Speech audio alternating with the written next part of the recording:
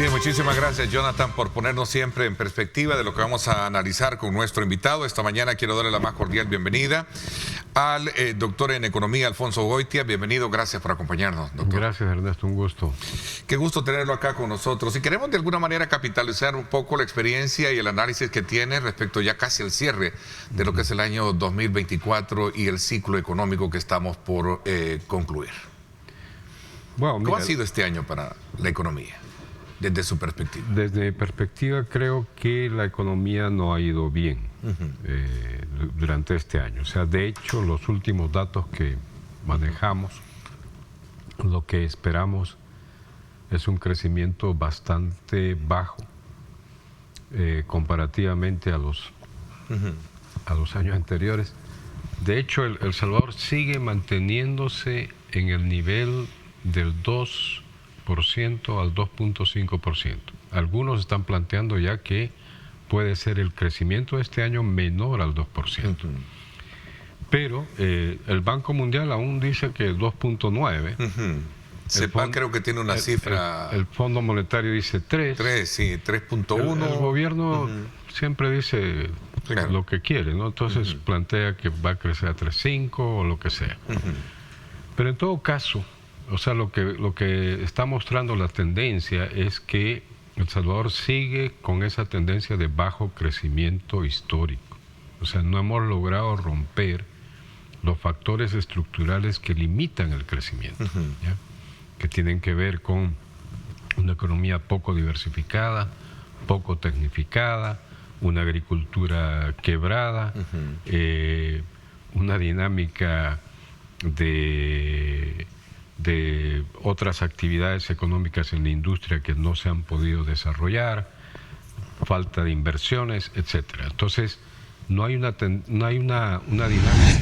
Entonces, pero bueno, pero aún así se podía haber hecho durante todo ese periodo, o sea, estamos hablando del 2000 al 2024, se podían hacer cambios estructurales que pudieran haber permitido realmente ir resolviendo el problema. Pero no se hicieron, o sea, no se incidió seriamente. Aunque algunas políticas intentaron resolver las limitaciones, pero no se hizo con la dimensión necesaria, digamos, para provocar una ruptura de ese bajo crecimiento hacia una economía de crecimiento más sostenible a largo plazo. El gobierno sale hoy con que ya bajó la canasta, dicen, ¿no? O sea, la canasta ya está en 245. Sí, 245 no es muy diferente a 260, que era hace unos meses. O sea, la gente va a seguir viendo que los precios de los alimentos son caros, y por lo tanto le impacta sus condiciones de vida. Entonces, a su juicio, las medidas no han sido tan, al menos paliativas en este tema, en particular, o sea, agromercados, centro de abasto, etcétera. Mira, los agromercados y centros de abasto ciertamente son cuestiones que pueden resolver focalizadamente. Yo no voy a un agromercado a comprar, no tengo que comprar en el mercado o tengo que comprar en el supermercado. O sea, la gente no puede desplazarse a donde estén los agromercados o la central de abastos. Lo que más bien parece ser que esas dos estructuras de agromercados y central de abastos están relacionados más bien a una estructura de importadores muy vinculados a la estructura gubernamental. O sea, no nos han dicho nosotros claramente quiénes están abasteciendo eso, quiénes están proveyendo de verduras, granos y todo eso. No sabemos, porque la gente de campo, dice, planteó al ministro, al encargado del Ministerio de Agricultura, él planteó la posibilidad de entrar ellos a proporcionar o a proveer a los agromercados y a la central de abastos, pero no les han hecho caso. Entonces, ¿de dónde? ¿Quiénes son los importadores? Ese es el gran problema. O sea, ¿cómo vas a avanzar en el desarrollo del país, en un crecimiento sostenible a largo plazo, si le estás quitando recursos a educación? Si tú tienes que formar la gente, tienes que capacitar a la gente para que precisamente esa gente capacitada puede insertarse en una estructura productiva nueva. Pero no, le está quitando más bien eso. O sea, es realmente, me parece totalmente inadecuado. Ahora, lo que parece ser es que el gobierno lo que quiere es quedar bien con el Fondo Monetario. Entonces le está diciendo al Fondo Monetario, mire, yo recorto y voy a quitar hasta 11,000 trabajadores, voy a quitar del Estado. ¿Ya? He reducido el presupuesto a estas áreas y vamos a eliminar cantidades de empleos y ya. Entonces, para el Fondo Monetario esas cuestiones son importantes. Conocer sus impresiones con relación a estas reformas al marco regulatorio de las actividades de las cooperativas de ahorro y crédito, que ahora, desde luego, pasan a un nuevo modelo de control regulatorio que tendrá la Superintendencia del Sistema Financiero. Esto es positivo, sobre todo porque la figura, entendería, de las cooperativas es trabajar más directamente con aquellos medianos y pequeños empresarios, ¿no? Sí. Sí, mire, yo creo que un mecanismo regulatorio de estas cosas, de estas instituciones, por ejemplo, es importante. Ya en el pasado, en los gobiernos anteriores, ya había una intencionalidad de hacer una reforma para que las cooperativas que superaran los 40 millones de activos ya entraran bajo regulación de la Superintendencia del Sistema Financiero y del Banco Central. Pero obviamente las cooperativas o algún grupo de cooperativas se opuso a eso, ¿ya? Y por el otro lado, INSAFOCOP lo que pedía era que le dieran las capacidades para la regulación financiera de las cooperativas de menor monto, digámoslo así, de activos. O sea, ya lo que quiero decirte es que ya anteriormente había esta preocupación y este interés de que se regularan más a estas financieras, ya sean cooperativas o federaciones de crédito. De hecho, cada una tiene su propia, digamos, naturaleza de funcionamiento, ¿verdad? De hecho, ahí tenemos parte de un dato que lo podríamos sumar a su análisis. El INSAFOCOP tenía registradas 618 cooperativas hasta junio de este año. El total de los fondos sumaban 3.700 millones de dólares según el BCR, ¿no?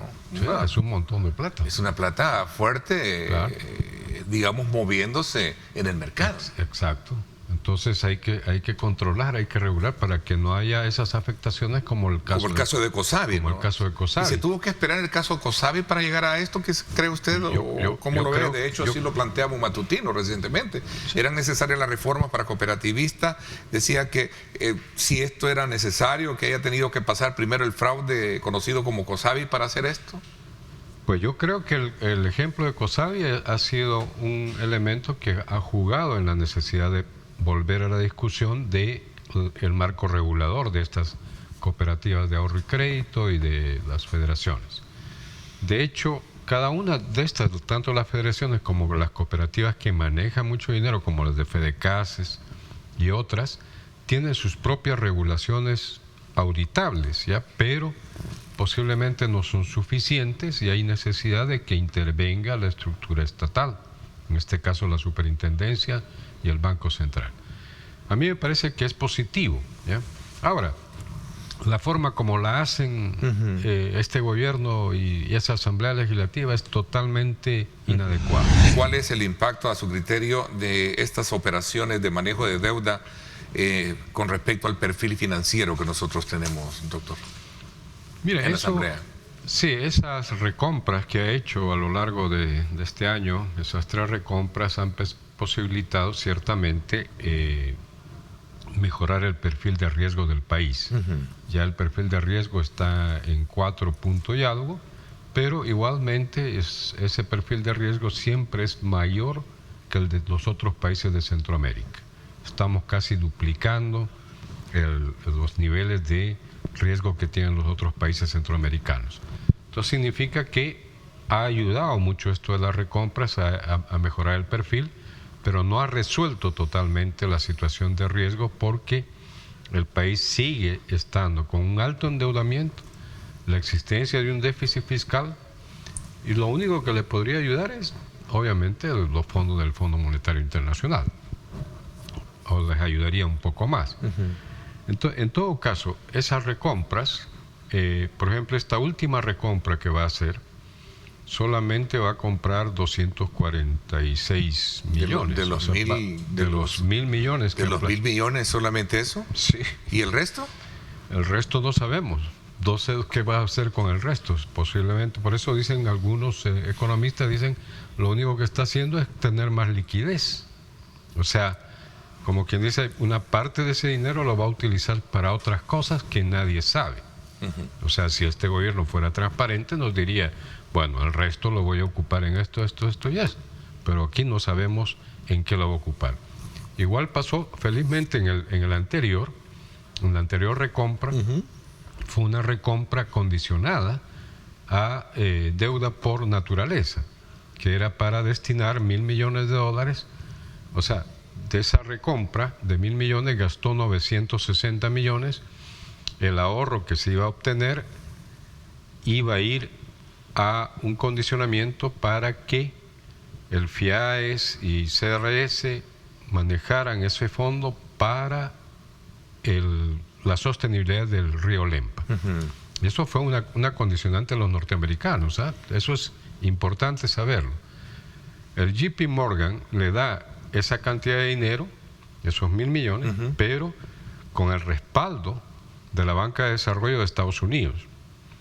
Y la condición es que se utilice el ahorro y los intereses a futuro para recuperar toda la cuenca. Recuperar la cuenca. Entonces, lo cual me parece excelente. Porque ¿Con eso le parece bien esa reconversión? Exacto, porque has evitado el despilfarro. ¿Ya? Porque si sobra, como te digo, nadie sabe en qué se utiliza. Ahorita ha pedido 1.000 millones, no sabemos en qué va a utilizar el resto. Solamente va a pagar 240 o 200. Es necesario tener más claridad para saber. Claro.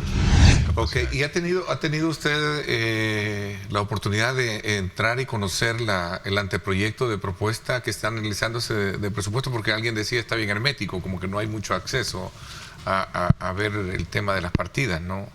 Sí, hemos visto... Digo, en el sentido para preguntarle si es que verdaderamente hay un verdadero estímulo hacia el tema de inversión pública, por ejemplo, el tema de fondos destinados para el tema de inversión pública. No, la inversión pública se va a reducir. Porque al final se trata de una partida importante que se inyecta a la economía y que esta es la que viene a dinamizarla, ¿no?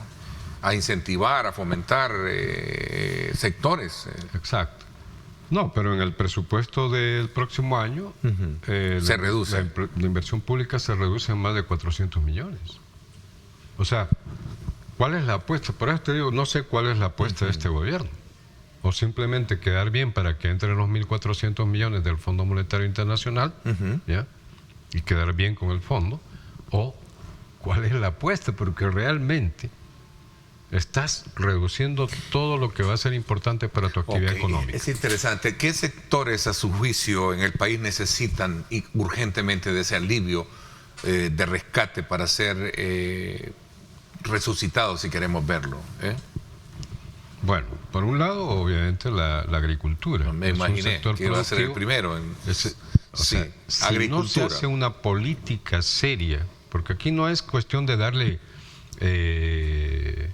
500 pesos o 300 pesos a los agricultores porque han perdido, o darles una tarjeta para que compren en el agromercado o en el agroservicio.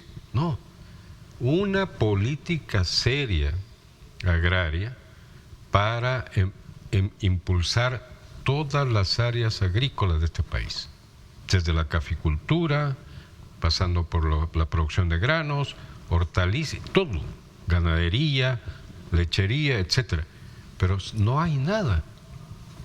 No hay eso. O sea, ellos dicen, si estamos resolviendo con agromercados y con una central de abastos que no sabemos qué es lo que hay de fondo. O sea, no es así como se resuelven las cosas en el país.